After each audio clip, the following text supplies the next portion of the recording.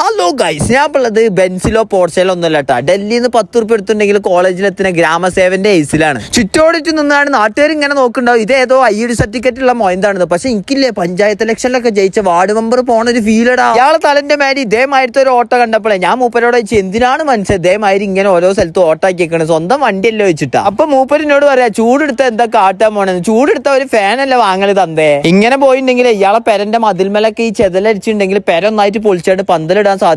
അമ്മായി mind set ആണ്. വണ്ടിയൊക്കെ നല്ല കാറ്റും വെളിച്ചും സുഖമൊക്കെ ഉണ്ട്. പക്ഷെ പേടി എന്താ വെച്ചാൽ അയാൾ ഇങ്ങനെ ഗിയർ മാറ്റുമ്പോൾ അറിയാതെ പേടിച്ചു പോകും. ആണുങ്ങൾക്കുള്ള ഒരു അസുഖമാണത്. ഞാൻ മൂപ്പരോട് പറഞ്ഞേ, മഴക്കാലായിട്ടുണ്ടെങ്കിൽ എന്താ നിങ്ങൾ കാട്ടുക, മഴയൊക്കെ പെയ്ത് ആകെ മേലൊക്കെ നഞ്ഞ് ഷെഡൊക്കെ നഞ്ഞ് ഇരുന്നുണ്ടെങ്കിൽ ആകെ ചൊറിയൊക്കെ പിടിച്ച് സീനാവൂലെന്ന്. മൂപ്പരറിയാം അതൊക്കെ ഭയങ്കര രസമല്ലേ, ആള് വേറെ മൂടനെട്ടാ. 42 കൊല്ലായി ഞാൻ തമ്പാക്കുന്നാൻ തുടങ്ങി തന്നപ്പോഴേ ഞാൻ മൂപ്പരോട് ചോദിച്ചാൽ, നിങ്ങളെ പെണ്ണുങ്ങൾ ചൂടാവുന്നില്ല, നിങ്ങളെ പല്ലിന്റെ കോലം കണ്ടിട്ട് നിങ്ങൾ പല്ലിക്കാട്ടം മരിയുന്നു. മൂപ്പരെ കല്യാണം കഴിച്ചിന്റെ ശേഷം മൂപ്പരെ പെണ്ണുങ്ങളും വിമലും തമ്പാക്കൊക്കെ തിന്നാ ബീഡി അടക്കം വലിക്കുമല്ലോ. എന്നിട്ട് ഇപ്പൊ രണ്ടാളെയും പല്ല് അജറുല്ലസതുമായിരിയാണല്ലോ.